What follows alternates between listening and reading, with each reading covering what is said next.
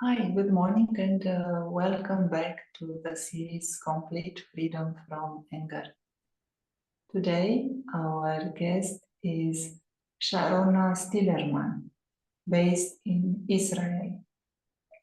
And the topic is becoming completely free from all negativity and all old habits, including anger and irritation and frustration. And in the previous discussion, you were telling us, Sharona, about a diet for the brain, a diet of positive thoughts. And you were also encouraging us to see the speciality in each and everyone around us, see how others contribute to harmony and peace and happiness, and focus less on what they are not doing right. And of course, by being able to focus on what is positive, what is a speciality and contribution of everyone, we will experience more happiness and less negativity. In today's discussion, we would like to start with understanding how to maintain our stage of being free from anger, and also how to see our progress, how to appreciate that I am making steps towards that complete freedom, and also how to see when subtle forms of anger may still be around, how to identify them and to remove them. Good morning, Johanna. Om Shanti. And you've put 3 questions all in one. So let's see if I can remember them. Catch me if I miss something. But I'll tell you, I'd like to start with this, if you don't mind, because sometimes, they say, oh, it says you've disabled screen sharing. So maybe you want to put that on again. You know how they say that sometimes an image is worth 1,000 words. So let's take a look at this image for a moment. Do you see this? I can make it bigger. Yeah. Can you see that? Yeah. Yeah, all right. So what have we got there, Johanna? What do you see? I see a ball. I see some damage on the fence, some damage on the garden. And exactly, we've got a garden there. It looks like an old unattended garden. And what's there on the dog's face, it seems, or just above the dog? I see very well the dog. There is something, but if you can explain, it's not very. Yeah, now I see the dog. Yeah. Yeah, there we go. So that's a dog there. And Yeah. what's he got just above him? Can you see? The fence. There's a fence. There's a fence. Yeah. Does he look happy? Does that dog look happy? No, no. No, he doesn't. Probably is trying to get that ball, right? Yeah. Now, if we imagine the symbolism of something like that, we could possibly imagine that that ball represents what? Whatever we are running after in this life, temporary achievements, Could position, be, could possession. be, could be whatever we are running after, whatever we think we need to be happy. And what do you think that fence represents? It could actually be our self-imposed limitations or even our anger. It will become Right. our attachment will become a block. That's right. Could be whatever's blocking us, whatever is the thing that's not allowing me to, what I think is not allowing me to reach whatever it is I want to reach. So happiness is gone. Now let's see if we can get the whole picture. I hope I can do this. We're just going to give it a try. And here we go. Let's see if we can get this going.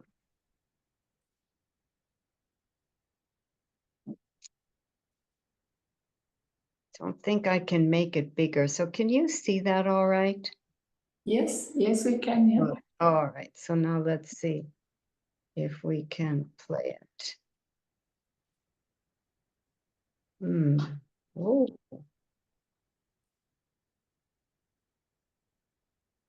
So that's hard. Hold on 1 second.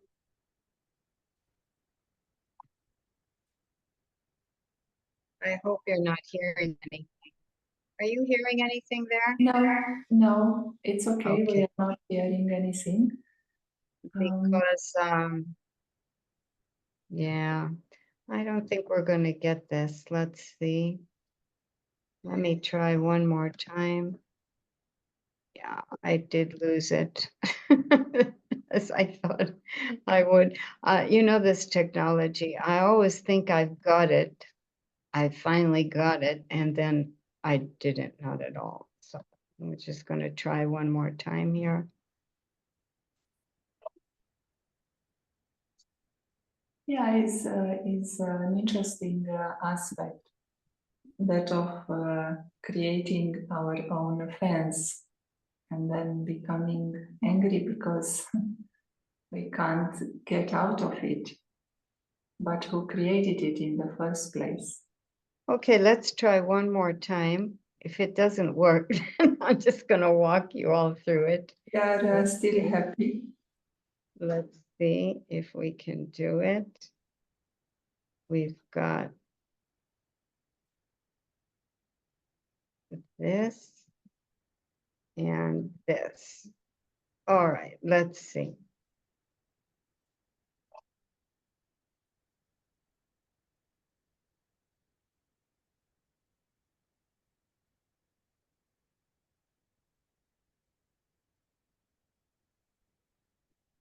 Did you see that? Yes, yes, we've seen it, yes. Let's look at it again because it goes by very fast. Wonderful.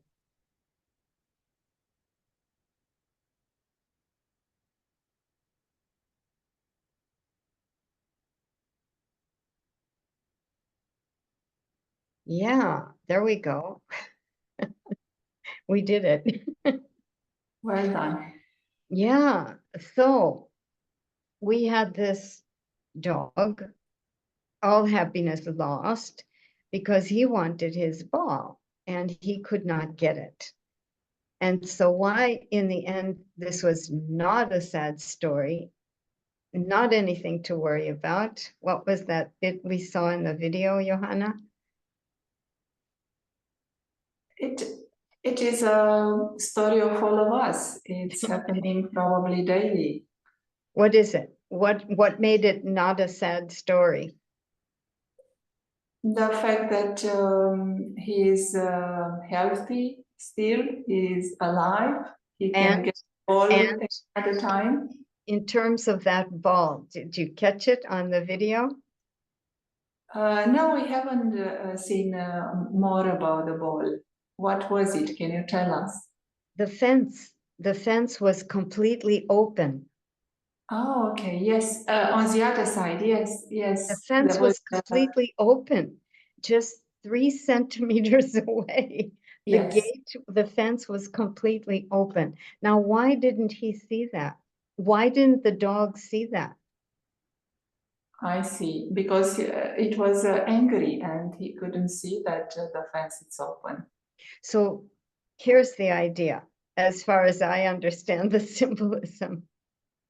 He was not aware that the fence was wide open, just a few centimeters away, because he was so focused on getting his ball and his perceived problem. He was so focused on the problem, he didn't even notice the solution, which was just a few centimeters away. Okay? I think we should watch this again. I want to play it again. So now we can see if we can enjoy it in a new way. Let's see where it is.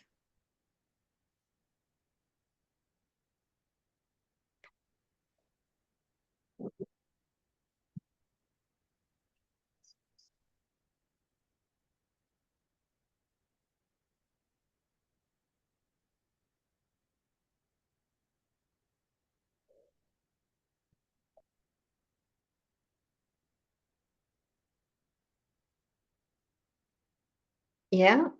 Yeah, clear. Yeah. So, point of all of this, as far as this question goes about the method to come out of setback and those moments when nothing seems to work. You spoke so well about the need to feed the brain a different frequency of thought, different kind of energy, positivity. The worst diet for the brain is when all I'm giving it are the aspects of a problem, whether it's a person or a situation. And it seems to be the tendency at this point in time that the mind just goes over and over and over the problem person, the problem relationship, or the problem situation. So what are we doing? We are narrowing the perspective of what's going on. All we see is the problem. In the larger picture of it all, there would hardly be any problems. In fact, I would even say there are no problems. What am I saying? I'm saying that in the larger picture of it all, we can remember that we are in a universe which is very loving, very benevolent, and is not out to make me suffer. It's not out to punish me. At every moment, because of the laws like the laws of karma, which I think some of you may know about, you'll be learning more about, but because of these laws in the universe, what appears to be suffering or punishment, it's not that at all. It's got the highest intention of any punishment that any mother would give any child, which is just to help the child learn something, understand something. And for those on a spiritual path, what every challenging situation is really trying to teach me, what any difficult relationship is trying to teach me, is some virtue, some quality, some positive thing inside me is being given a chance to get stronger. And it gets stronger by using it. So what I'm saying is that the problem, quote unquote, the difficult relationship is not there to make me suffer. It's there to invite me to go inside, be honest about my feelings. Yes, I'm angry. Yes, I'm hurt. Yes, I'm sad. But then go deeper. What is it that's missing in the relationship? Which is why I come to this feeling. Maybe it's self-respect. Maybe it's patience. I need to be more patient. Maybe tolerance. Maybe courage. Maybe assertiveness. These are all virtues, all qualities. And the universe, which loves me, is just giving me a chance to practice these, because virtue and quality, these are my truths. Anger, hurt, revenge, impatience, intolerance, timidness, these are not the energies of truth. We've gone so far away. The loving universe is giving me a chance to remember my truths and practice them. So first thing I want to underline for us all is that we have to keep moving into a larger picture that will immediately reset context. And context is everything. So there's a problem, okay. There's a challenge, okay. Don't focus on it. Focus on which quality or virtue is needed from you, not from the other person, to move things forward. And then through your spiritual, your meditative, your positive thinking efforts, take the strength. It's not faking that tolerance or assertiveness or courage, but from inside, the consciousness of being a soul, a divine being, child of God, take that energy of virtue and then rehearse it, practice it, give it a try. And that will enable it to start growing. What's another question, Johanna? Thank you. Beautiful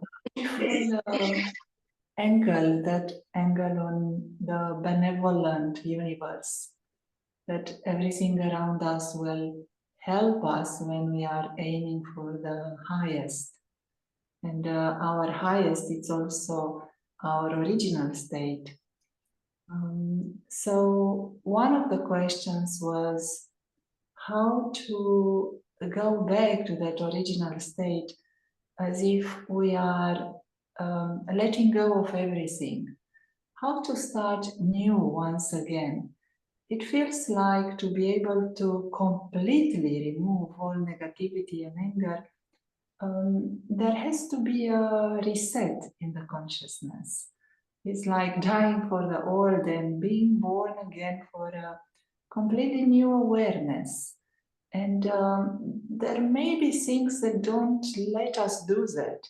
Some little things or big things that we are attached to, even though we would like to let go. What are your thoughts on this newness in our consciousness? I couldn't grasp the question. What's the question? Sorry. How to let go to everything of the past and start completely new. There, I would say, actually, it's kind of what I was just describing.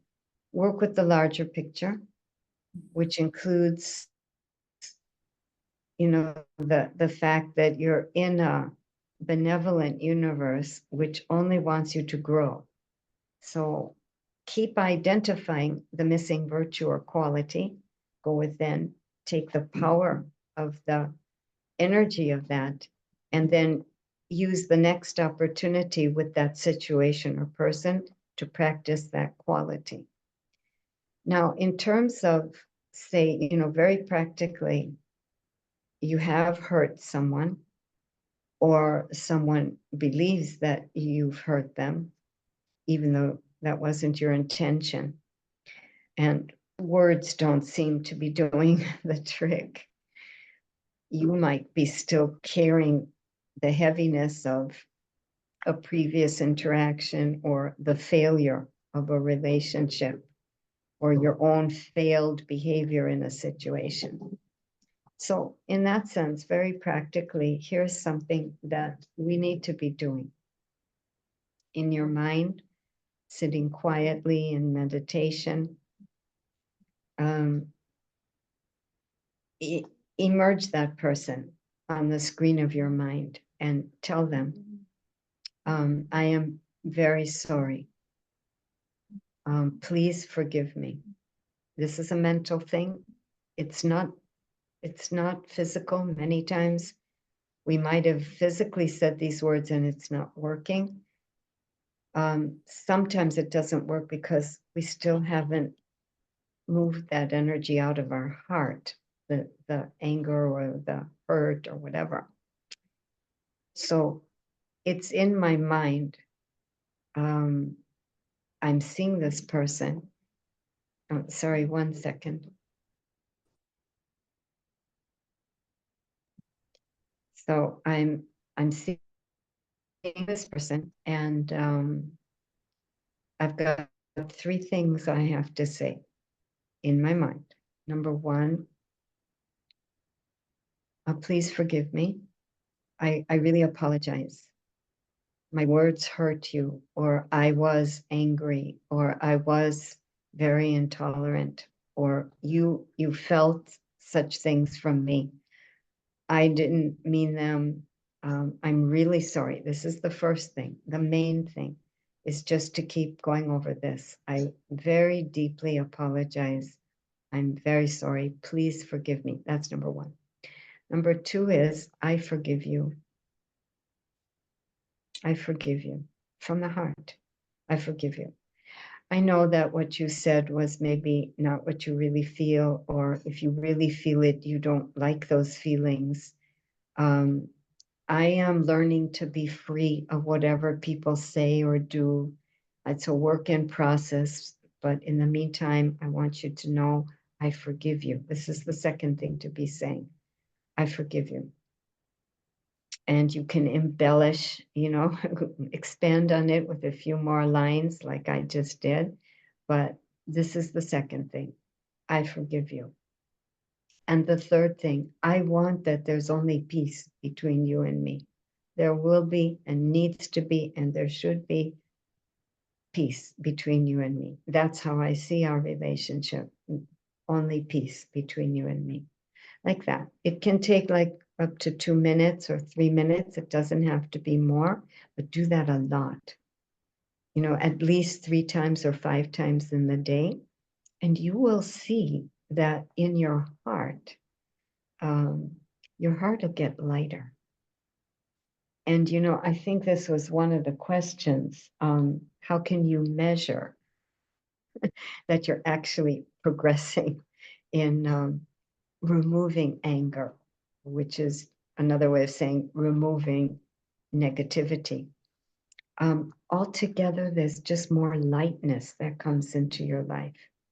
And you start becoming just a little bit more ready to drop what somebody said or feelings that came up in you. You're just a little bit more easygoing, a little bit more. What you find, it's the virtue acceptance, which starts working a bit more. So for example, small example here, I was annoyed the other day by someone's the way someone was talking about someone. Oh, my friend, she's my friend. And I didn't like the way this person was almost like, for me, it looked like a dependency, which is kind of like, I don't believe in friendships which create dependencies. But immediately I caught that. And just like shifted it very easily, very quickly to, hey, that's the way she is. What does that have to do with me? So it's this kind of acceptance. It starts happening more and more naturally. It doesn't matter what other people are, what they're saying, what they're doing. All that matters is what is my part and how well am I playing it, which goes back to what we were saying before. We need to be very attentive to my heart, my heart. We aren't to be educating ourselves so much anymore, as much as angeling ourselves. We need to be taking care of the heart, not the head. And so these would be things that we know, such as it's good to forgive, it's good to forget, but our heart has to get there, not just the head. Absolutely. That's very beautiful. beautiful in the endeavor of remaining light, full of light, and also having no heaviness. That heart that sees but do not see, and feels but does not feel. So whatever happens around us, we continue to feel that peace, and then we don't even have to remove the hurt or the anger, because it was not created in the first place. Your state becomes one of equanimity. So whatever happens in the outer world, or whatever happens in my mind. Thank you for the beautiful explanation, and thank you for answering the questions. Shall we create a few moments of this light reaching out into the world and uplifting souls, uplifting everyone, and giving them the beautiful news that anger is almost out of the stage. We are almost free. So let's have a few moments, and thank you very much, Sharona.